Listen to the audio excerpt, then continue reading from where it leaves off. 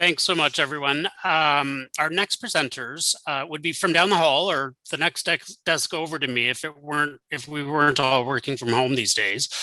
Realize has been working on issues of episodic disability and employment for many years now, and we have a number of initiatives we'd like to share with you. I'm going to hand the room over to my colleagues, Aisha Khan, who is a former practicum student, and our program is, and Melissa Egan, who is our national lead for episodic disabilities. Welcome, Aisha and Melissa. Hi, thank you so much. Hello, everyone. Thank you so much for joining us today as we discuss working towards barrier-free recruitment. Can we go to the next slide, please? So this research is taken from a policy paper that I led the development on, and it focuses on the communication and disclosure of episodic disabilities during the recruitment, hiring, and probationary periods in the Canadian labor market. And it also identifies areas of action for the elimination of barriers that people living with episodic disabilities face during the hiring periods of employment. Next slide, please. Before I begin, I would like to acknowledge the organizations listed and thank Dr. Monique Gignac, Dr. R.F. Jetha, Melissa Egan, and Tammy Yates for their support and guidance, as this research would not have been possible without them. Next slide, please. So to jump into our research findings. So recent studies have shown that employers with more experience in hiring and working with persons with disabilities were more likely to continue to hire persons with disabilities, and that an employer's disability confidence was vital to creating work environments and practices to support the hiring and sustaining of employees with disabilities. However, some employers reported concerns about the work performance abilities of candidates with mental or emotional disabilities compared to candidates with physical disabilities. Employers perceived that the cost of supporting an employee with a disability could be a financial risk to their organization, and they reported using this disability disclosure as an exclusion criteria.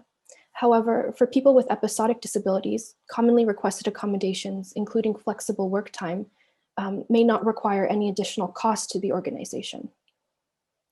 Company size and sector also had an impact on hiring intentions and the decisions with respect to job candidates with disabilities. For example, nonprofit organizations were more likely to hire people with disabilities and promote them into leadership positions compared to for-profit organizations who are more likely to hire people with disabilities for either entry-level or shorter contract positions. Next slide, please. And from our research, we were able to come up with the following hiring recommendations. So we recommend to streamline the disclosure process in order to limit the number of times an applicant or successful candidate has to disclose their episodic disability during the recruitment and hiring process.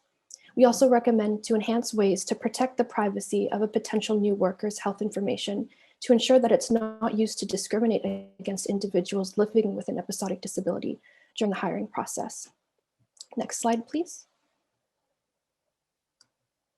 We also came up with a couple of educational recommendations, and this includes providing additional training within organizations to help those who are making the hiring decisions recognize the complexity of disclosure decisions and to help develop ways to avoid systemic hiring biases of individuals living with disabilities.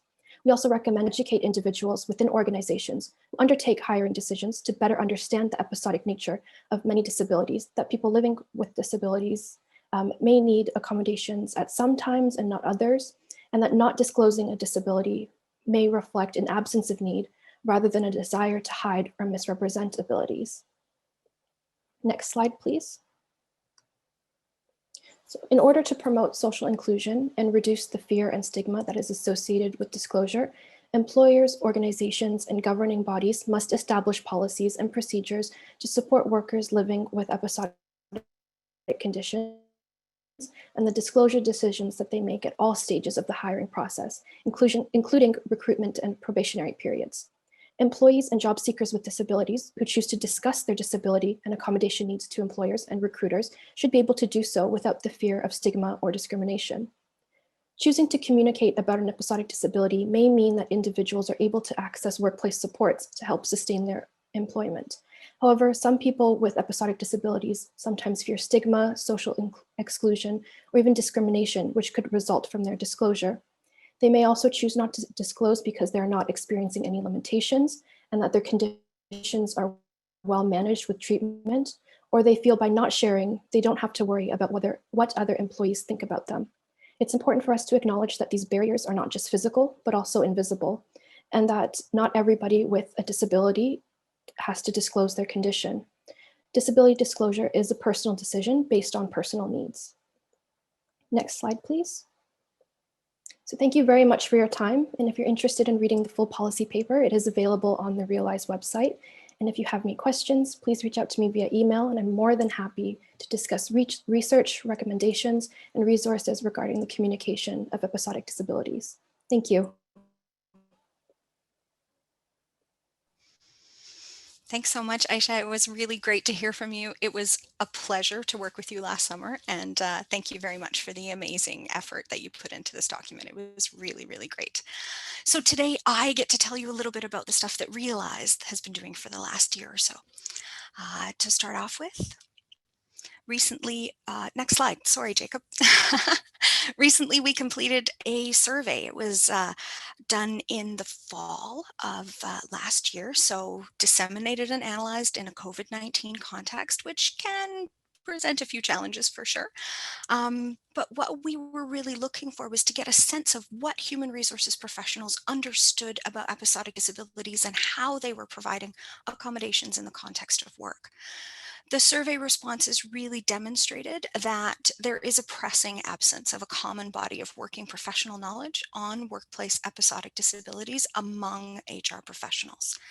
Episodic disabilities tend to be dealt with on a case-by-case basis, and very few HR professionals are actually referred to standard best practices regarding episodic disabilities in their industry. Most HR professionals identify themselves, about 75% of them identify themselves as having some knowledge of issues related to episodic disabilities. From the survey we did in 2020, we were comparing it to a survey done in 2006, and there were only 61% of HR professionals who described themselves as having some knowledge of episodic disabilities. So there has been improvement in those years, and that's really nice for us to have been able to see. Most of the respondents of our 2020 survey had not received any direct or formal training on accommodating episodic disabilities in the workplace. And almost all of the HR professionals that we surveyed felt that they would benefit from formal training, and the majority of them, 91% of them, said that an online course would be most helpful. Which happily leads me to the next thing that I've been up to. We have been developing online courses, and they will be complete hopefully by the summer of this year. And these are what we're doing. We have updated 4 of our online courses: Introduction to Episodic Disabilities, Understanding Episodic Disabilities for Managers and Supervisors, Episodic Disabilities Accommodation Best Practices, and Post-Secondary Education and Episodic Disabilities. We've also had the opportunity to develop 2 new courses. These are really grounded in what we've all been experiencing over the last year. The first one is returning to work or continuing to work from home with an episodic disability in a COVID-19 context. And the second one is changing jobs in a COVID-19 context for people who are living with an episodic disability. We hope that you will consider signing up for a couple of those, so please have a look at our website in the summer to have a look. Another thing that we've been doing, very exciting, we are almost done with a brand new website. All right, this is going to be a subsite of the Realize organizational website, and it will be kind of your resource site for all things episodic disability related to employment in the workplace. It's called the Forum, and we're really excited about it.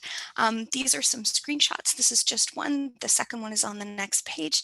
And we're really looking forward to this being a resource for folks out there, and we're excited to launch it. So that will come very soon as well. So keep a lookout for that too. Next slide. and everything else, all right? Everything else that I'm up to. The first is the Episodic Disabilities Forum, or the EDF. This is a community of people with lived experience, folks from community organizations, academics and researchers, policy folks, and a few government representatives. We meet quarterly. We bring this group together to connect and to work towards policy change, and we like to share our work, and there are often collaborations between folks. It's a really nice community to be a part of, and we are really hoping to continue to drive policy change forward through the work that we do. I'd also like to offer anyone and everyone who is here today a workshop for your staff team. It's called Episodic Disabilities at Work, and it covers workplace accommodation, how to be a supportive employer, and all about episodic disabilities.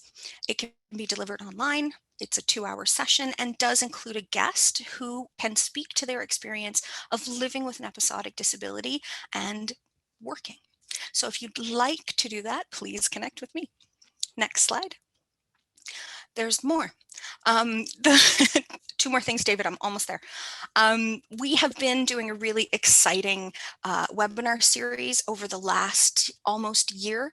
We call them Real Talk with Realize, and we've hosted webinars on topics like race and disability, income security and COVID-19, and tolerating uncertainty. Coming in June of 2021, I'm going to have a conversation with some great folks in my community, queer and trans discussions about disability leadership. So we're looking forward to that. And then lastly, this is a bit of a call out, plug, if you will. The Employers Network on Episodic Disabilities is recruiting members. We are a community of employers with an interest in promoting awareness of episodic disabilities at work. We connect via teleconference to discuss issues, make recommendations, and share resources.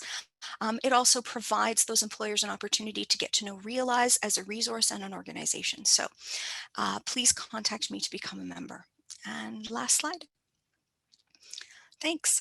Connect with me at Melissa E. That was recommended, something that I say. So here we go.